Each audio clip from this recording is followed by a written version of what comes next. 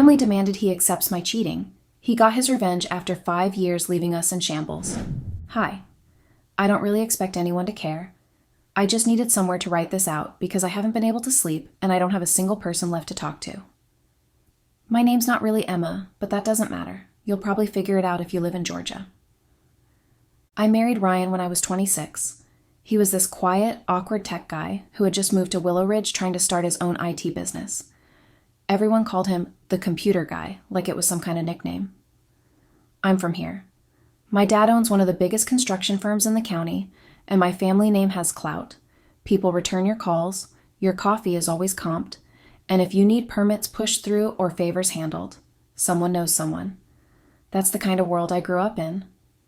Ryan was nothing like the guys I usually dated. He dressed like he bought everything from the same clearance rack. He had this weird too big nose and shaggy hair, and he always looked like he was trying to shrink into himself. But he listened. And I don't mean in some deep, soulful way. I just mean he didn't talk much. He let me vent, nodded in all the right places, and didn't challenge me. It was easy. Honestly, I didn't even like hugging him. He had a beer belly, always kind of clammy, and he smelled like old printer ink and cheap coffee half the time. But he was smart. I saw how his brain worked, how fast he picked things up, how focused he got when he talked about his software stuff. I knew he was going to be something, maybe not immediately, but someday. And I figured, why not lock that down before someone else does? When he proposed after just a year of dating, I said yes, not because I was in love, but because I was bored, because I wanted to be the kind of girl who settled down with a good guy. And because I didn't want to end up like the other girls from my high school who peaked at 23 and still posted thirsty gym selfies, hoping someone from Atlanta would notice. Ryan was safe, predictable, and I thought I could make it work. But it didn't take long for the shine to wear off. Barely a year into the marriage, everything felt like a waiting room. He was always working, staying up late to debug something, meeting with clients who never paid him on time, stressing about cash flow. He'd come home, kiss me on the forehead like I was a child, mutter something about being tired, and disappear into his laptop. No passion, no touching, just routine. Boring, silent, gray routine. I used to sit on the couch and watch him clack away on his keyboard, looking like a raccoon in human skin, and wonder how I ended up married to someone who made me feel more alone than when I was actually alone. I stopped pretending I was proud of him. I stopped pretending I wanted him, and that's when the cracks really started. Matt. God. Where do I even start? He worked for my dad. Just a site supervisor, but everyone liked him. Loud, confident, always joking, always saying the things Ryan never did. I'd see him sometimes when I dropped off lunch for my dad at the office or helped with accounting stuff. Ugh, don't ask. My dad thought women need to do their part in the family business. Matt used to wink at me. The first time, I thought I imagined it. But then it kept happening. He'd say stuff like, "You always dress like this, or is it just for me?" And yeah, okay, maybe I started putting on lipstick before I came in. Sue me. The first time we actually talked, like really talked, we were both in the back of the warehouse grabbing files. He said, "You know, your husband's a lucky man." Doesn't seem like he knows it, though. And I swear to God, it was like oxygen after suffocating for years. Ryan barely noticed me by then. He was always hunched over his laptop like it was more important than me. So when Matt messaged me that night, just a dumb little, "Hey, couldn't stop thinking about you today," I messaged back. First it was innocent. Work stuff. Jokes. Then he started asking about Ryan. Like, "Do you ever get lonely?"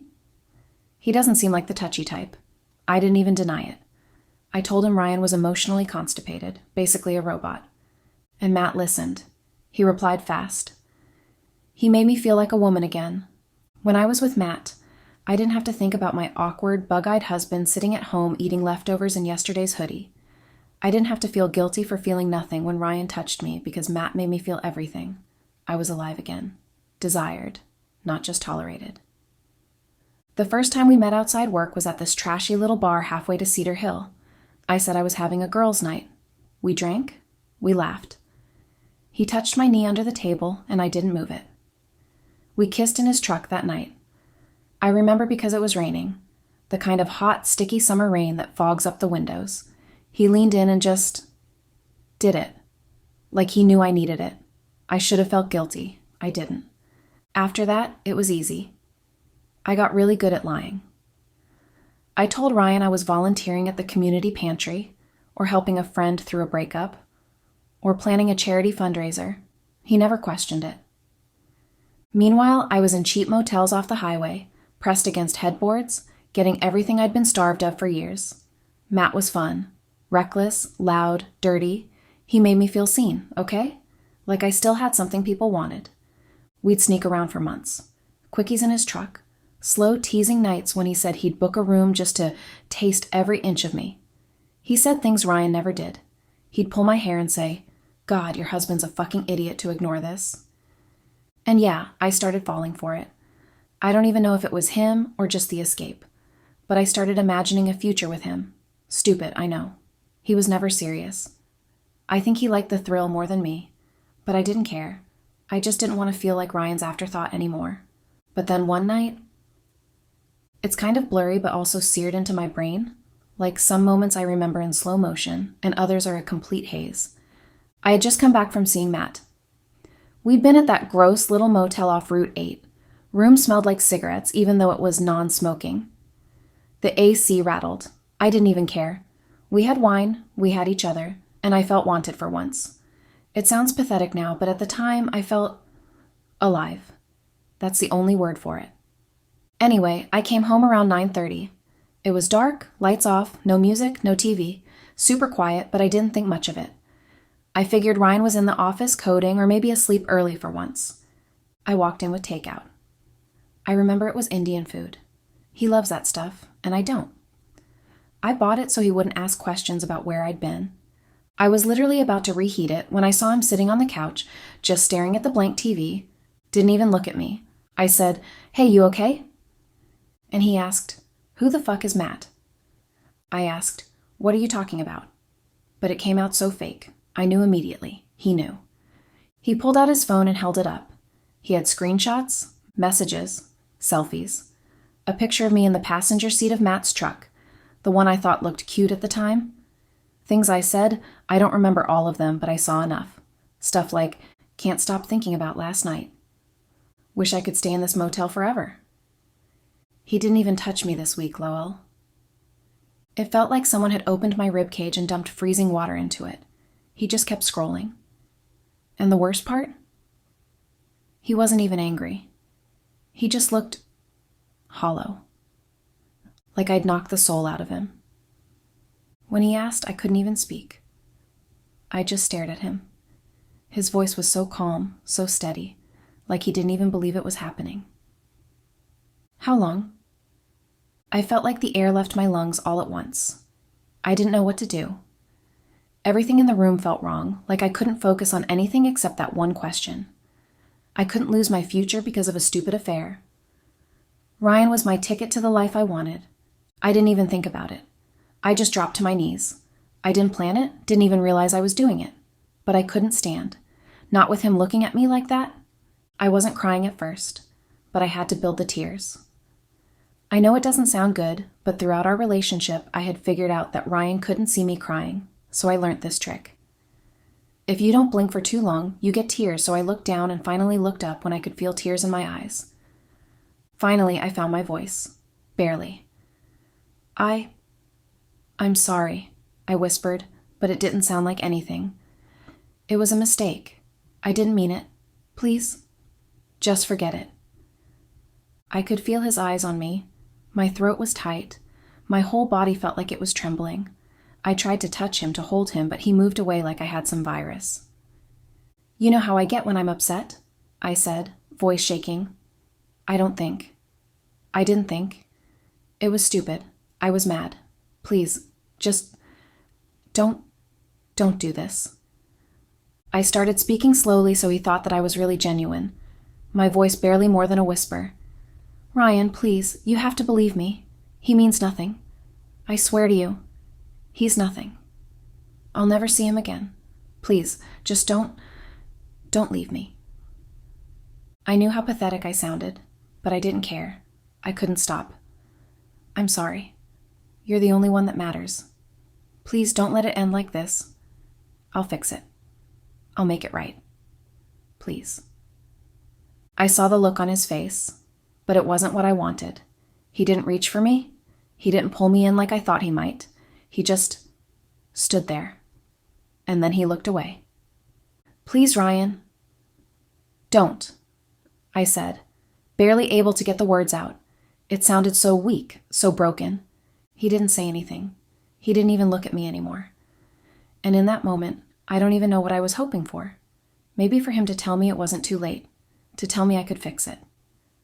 But the way he walked away, I thought that I will wear him down with my tears. I thought it would take some time, but he will give up at the end. I was still thinking of what to do next when he came back with the old black duffel bag I used for yoga and weekend trips, dropped it on the floor, and said, "Pack your shit." I literally couldn't move from the floor. I said, "Ryan, wait, can we just talk about this?" But he was already walking away. Then he turned and lost it. Not at me, not even violently. But he threw the takeout at the wall, just launched it like it burned his hands. It exploded. Curry splattered everywhere, the wall, the floor, even the light switch. He looked at the mess for a second, then sat down on the floor, leaned against the wall, and cried. Like really cried. I'd never seen him like that. He looked like someone had died. I didn't know what to do. I wanted to go over and touch his arm, but I also didn't want to go near him. I thought it was best to leave him at that point. I think I stood there for maybe 2 minutes, maybe 10. I can't remember. Then I quietly walked past him, went upstairs, packed like half a bag, and left. I drove to my parents' place. I didn't cry until the next morning. And yeah, I lied, but only because I was scared, because I knew what was coming. I didn't just cheat on my husband. I blew up the image we'd built, the perfect couple, the future our families had mapped out for us. And Ryan? Ryan was always a little cold, quiet. Not the type to charm people. He was polite, but he kept to himself. He didn't talk much at family dinners, didn't really go out with my friends. People always assumed he was a little off. Not mean, just distant. So it wasn't hard to tilt the story. I told my mom first. I said Ryan had found out and gotten really angry, that he'd screamed at me, said things like, "You're disgusting, and you ruined my life." I told her he hit me last night and showed her the bruises on my wrists where Matt held me while we had hardcore sex. It was my only way out. I told her Ryan held my wrist and hit me last night. I know you all might judge me, but at that point, I thought it was the right thing to do. I said I was scared. That I left before it escalated. I told her the affair started after things had already fallen apart, that I tried to get through to him, that he never looked at me anymore, never touched me, that I felt alone, that I slipped. It was half true. It was enough. My mom hugged me, said we'd handle it. My dad? He was furious, but not at me. He said Ryan had humiliated me by kicking me out, that any real man would have fought for his marriage, that Ryan probably never deserved me anyway. Then he called Ryan. I wasn't supposed to hear the conversation, but I stayed close, just outside the den where they couldn't see me. I already knew how it would go. My dad's good at talking. Ryan never stood a chance. He came over because Dad called him, said they should sort things out like men. I knew what that meant. My dad didn't raise me to lose. He wasn't about to let a startup tech guy embarrass our family name over something so personal.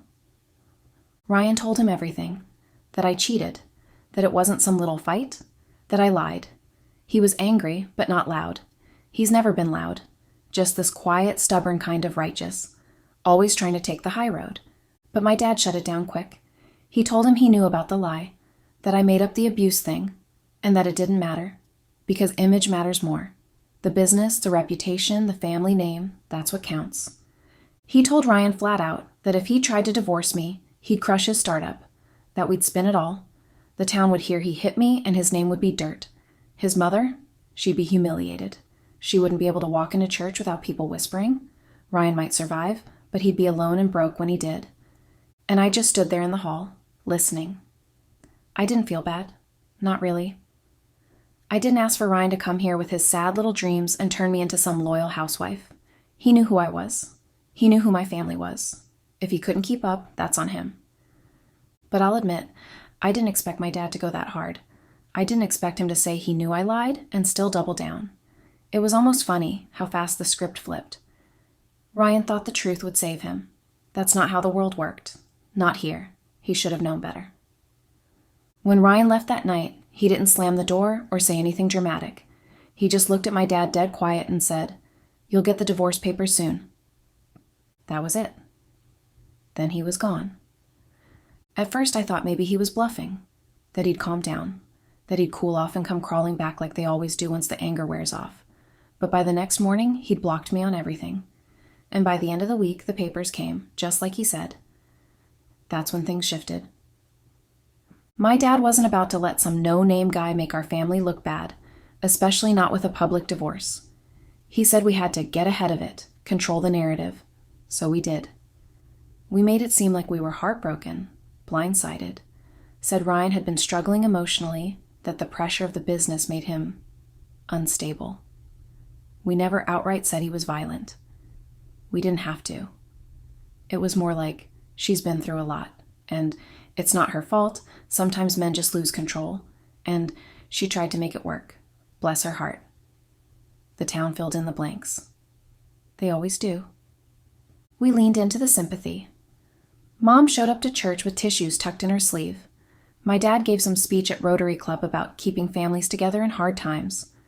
I stayed quiet in public, let them speak for me. Played the poor girl too devastated to talk. The few people who asked what really happened got vague answers and sad smiles. Ryan's name got dragged through the dirt without us ever having to get our hands dirty. He couldn't fight back. Anything he said sounded bitter, desperate. And let's be honest, who was going to believe him over me? Over us? His startup started bleeding. Fast. Vendors dropped him. Clients ghosted. People started whispering that he had issues, that he was difficult, not trustworthy. By the time he packed up and left Willow Ridge for good, no one even batted an eye. It was like he'd never been here, like he never mattered. Ryan left in the fall of 2019, and that was fine by me. I thought that was the end of it. I really did. He was gone. The whispers in town didn't stick for long. My family made sure of that. People were told what they needed to hear, that Ryan had problems. Poor me, right? But the truth? I was fine. Better than fine. The next few years were probably the freest I've ever felt. I traveled, spent weekends in Atlanta or Nashville. I met men who actually looked at me, who made me feel wanted. Handsome, charming guys who didn't reek of desperation or talk about JavaScript all night. Guys who bought me drinks without needing to calculate it against their budget spreadsheet. My dad's only rule was clear. Don't mess around locally. No one from Willow Ridge. Keep it clean on paper. And I did. At least publicly, my name stayed out of trouble, and so did his. By 2023, Ryan was a ghost. I barely thought about him unless his name popped up randomly in my head at 3 a.m.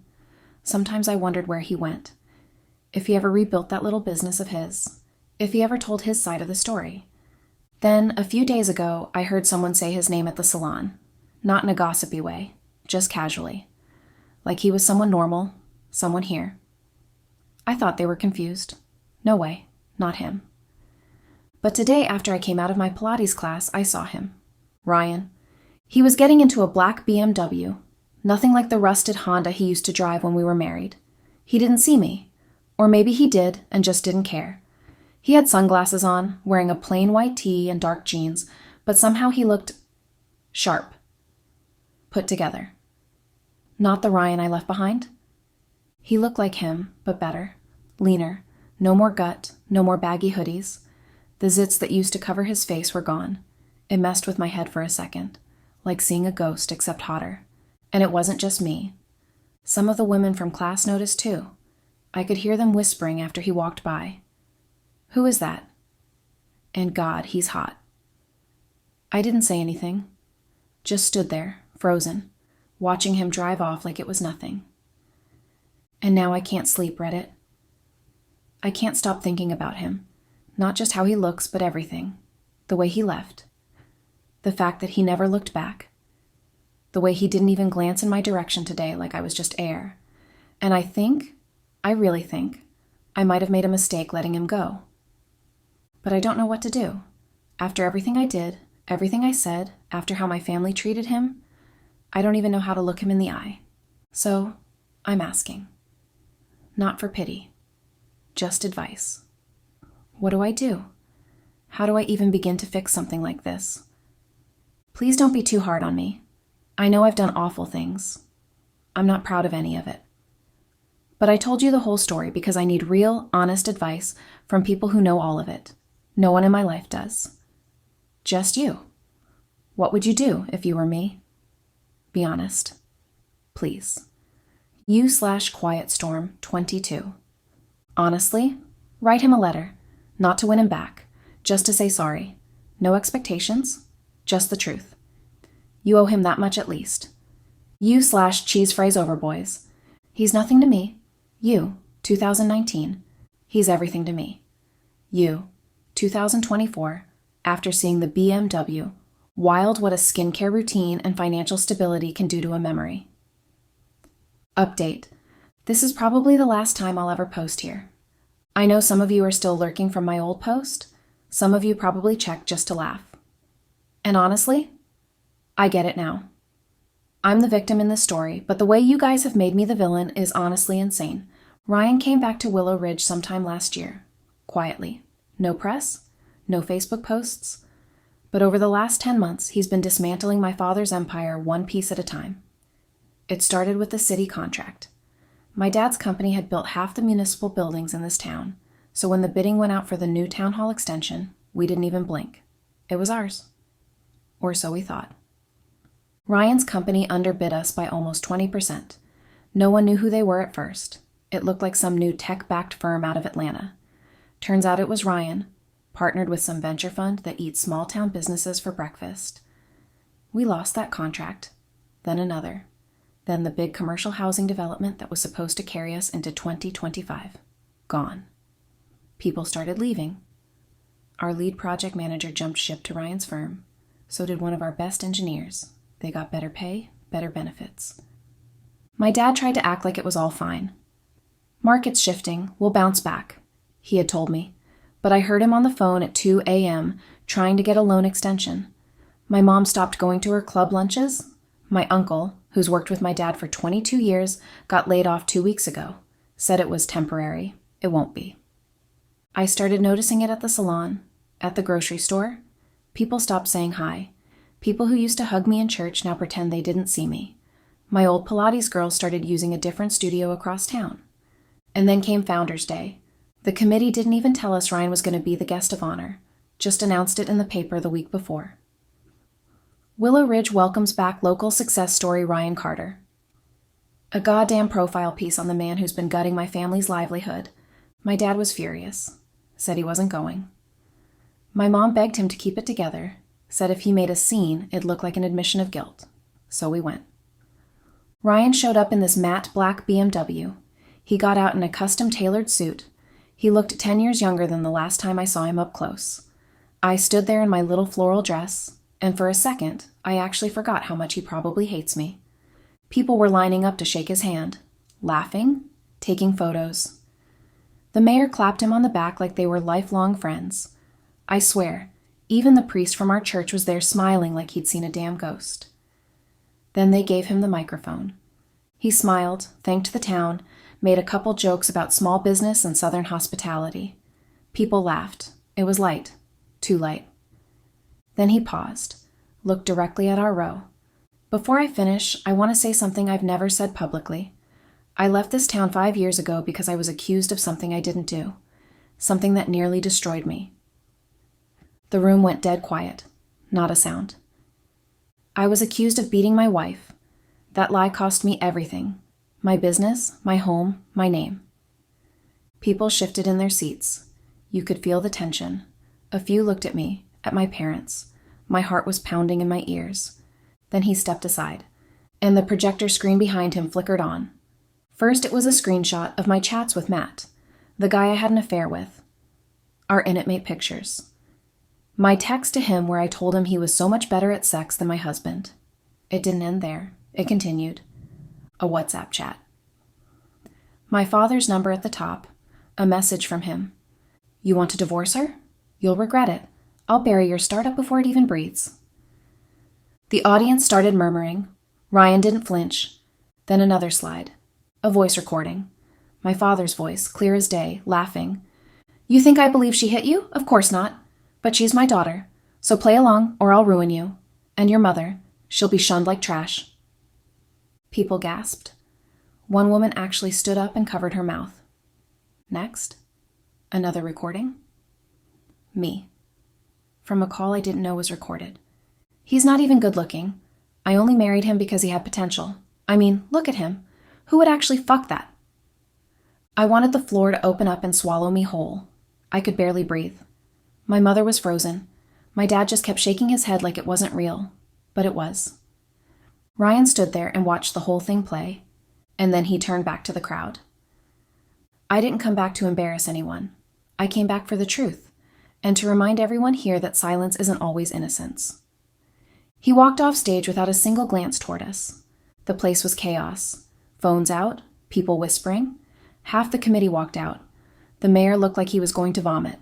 My father just stood there, stunned, pale. That man's pride collapsed in real time. My mother was crying. I couldn't move. Within 2 hours, it was all over social media.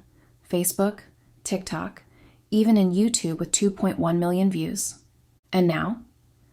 Our family name is poison. Clients pulled out of every project overnight. Our business license is being reviewed. My dad got into a screaming match with 2 board members and hasn't left his study since. Someone painted liars across our office doors last night. My mom hasn't spoken a word all day. And me? I don't even know who I am anymore. I think I really believed I got away with it. For 5 years. I lived like it was behind me. Affairs, trips, a life. And now it's like he reached back through time and set it all on fire. Perfectly, publicly, permanently. So yeah? You win, Reddit? My life is really over. I don't know where else to go. My parents are on the verge of bankruptcy, the town hates us, and we don't even have the funds to go anywhere else.